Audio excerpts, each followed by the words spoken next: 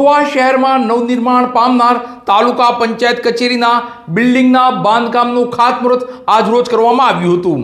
કરોડો રૂપિયાના ખર્ચે અત્યાધુનિક તાલુકા પંચાયત કચેરીનું બિલ્ડિંગ બનનાર છે। આ ખાતમુહૂર્ત પ્રસંગે અમરેલી વિસ્તારના સાંસદ સભ્ય શ્રી ભરતભાઈ સુત્રિયા, ગુજરાત સરકારના પૂર્વ મંત્રી શ્રી આરસી મકવાણા અને વિવિધ રાજકીય આગેવાનો ખાસ ઉપસ્થિત રહ્યા હતા। તો તાલુકા પંચાયતના અધિકારીગણ, વિવિધ અધિકારીગણ અને તાલુકા પંચાયતના કર્મચારી ખાસ ઉપસ્થિત રહ્યા હતા।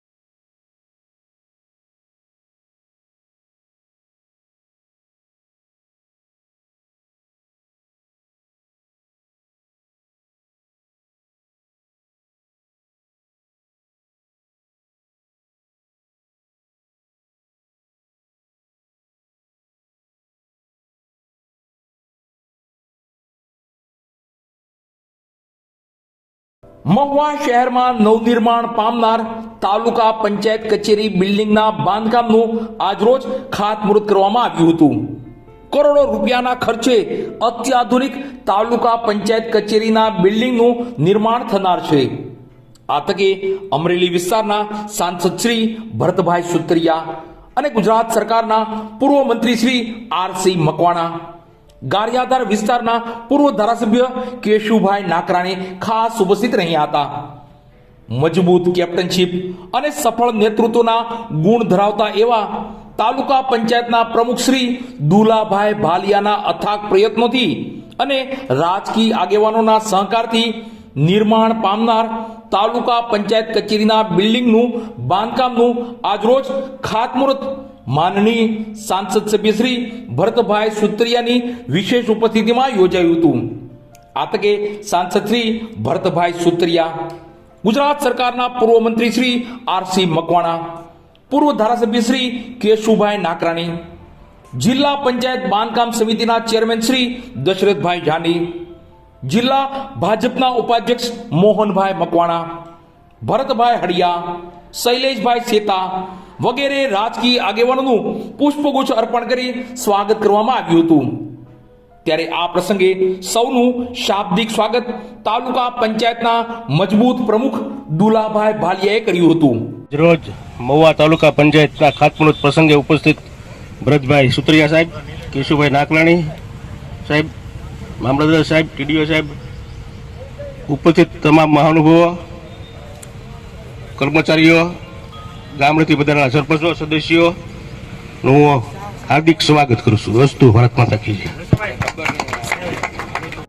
તાલુકા પંચાયત કચેરી મહુવાના નવનિર્માણ બિલ્ડિંગના ખાતમુહૂર્ત પ્રસંગે સાંસદ શ્રી ભરતભાઈ સુત્રિયા સહિતના વિવિધ રાજકીય આગેવાનોએ આ બનનાર બિલ્ડિંગ વિશે પોતાનો રાજીપો વ્યક્ત કર્યો હતો। તો આ પ્રસંગે વિવિધ અધિકારીગણ, તાલુકા પંચાયતના અધિકારીગણ, જિલ્લા પંચાયતના સદસ્યો, તાલુકા પંચાયતના સદસ્યો, ભારતીય જનતા પાર્ટીના કાર્યકરો મોટી સંખ્યામાં ઉપસ્થિત રહ્યા હતા। નવું ભવન બહુ ટૂંક સમયની અંદર તૈયાર થાય અને એનું આપણે લોકાર્પણ આપણા સાંસદના હાથે ફરીવાર આપણે ખુલ્લું મૂકી એ પ્રકારનું કામ ખૂબ ઝડપથી થાય અને સારું થાય એ પ્રકારનું આપણે બધાએ જોવાનું છે। કારણ કે કોન્ટ્રાક્ટર તો કોઈ પણ હોય, ઝડપી કામ કરી અને પૂરું કરવાની યત્રણમાં હોય છે, પણ સારું કામ થાય એ ખૂબ મહત્ત્વનું છે। હું ઘણીવાર ઘણી જગ્યાએ કહું છું કે વિકાસના કામ માટે ગ્રાન્ટ ખૂબ આવે છે, પણ ગુણવત્તાવાળું કામ કેટલી જગ્યાએ થાય છે ને ક્યાં થાય છે એ જોવાનું કામ આપણે અહીંયા બેઠા એ બધાનું છે. ગ્રાન્ટો આવ્યા જ કરે અને ગ્રાન્ટો વપરાયા કરે, પણ ક્વોલિટી એનું ખૂબ મહત્ત્વ છે. એકવાર તમે ડામર રોડનું કામ કરો અને 10 વર્ષે પણ એનો ફરીવાર જોબ નંબર લેવાની જરૂરિયાત ન ઊભી થાય તો એ વિકાસ થયો કહેવાય. આ સેક્રેટરીએટ બિલ્ડિંગની અંદર ભાડે મકાનની અંદર આપણું તાલુકા પંચાયતનું મકાન હતું. હવે સરસ મજાનું આપણું સ્વતંત્ર તાલુકા પંચાયત ભવન જ્યારે બનવા જઈ રહ્યું છે ત્યારે મહુવાવાસીઓ માટે મહુવાની મધ્યમાં આપણી જે જગ્યા તાલુકા પંચાયતની પડી છે એ જગ્યાની અંદર થાય છે. એટલે મહુવાના આસપાસના ગામડાઓ તાલુકા પંચાયતને જ્યાં સુધી લાગુ પડે છે ત્યાં સુધી એક મધ્યની અંદર આ નવું મકાન જ્યારે થવાનું છે ત્યારે આપણી સુવિધામાં એક ખૂબ મોટો વધારો થવાનો છે. આપણે ભાગ્યશાળી છીએ કે આપણા શહેરની અંદર આપણને આ બિલ્ડિંગ મળે છે. એટલે ગામડેથી કામ માટે આવતા લોકો પોતાની ખરીદી કરી અને તાલુકા પંચાયતમાં પોતાનું કામ પતાવે, નહીંતર બારોબાર જગ્યા અત્યારે સિટીમાં ક્યાંય છે નહીં. તો અત્યાધુનિક બનનાર તાલુકા પંચાયત કચેરી મહુવાના ખાતમુહૂર્ત પહેલા ઉપસ્થિત તમામ મહાનુભાવો, ઉપસ્થિત તમામ રાજકીય આગેવાનોએ પૂજન વિધિ કરી હતી અને શ્રીફળ વધેરી બાદ અમરેલી વિસ્તારના સાંસદ સભ્ય શ્રી ભરતભાઈ સુત્રિયા સહિતના રાજકીય આગેવાનોએ આ બનનાર બિલ્ડિંગનું ખાતમુહૂર્ત કર્યું હતું. આજે મહુવા તાલુકા પંચાયતના બિલ્ડિંગના ખાતમુહૂર્તે અમારા પૂર્વ મંત્રી આરસીભાઈ, પૂર્વ ધારાસભ્ય કેશુભાઈ તેમજ દુલ્લાભાઈ અને તમામ સંગઠનના આગેવાનો, છૂટાયેલી પાંખ તમામ હાજર રહી અને આજે કરોડો રૂપિયાના ખર્ચે જે ભવન બની રહ્યું છે એનું ખાતમુહૂર્ત હતું.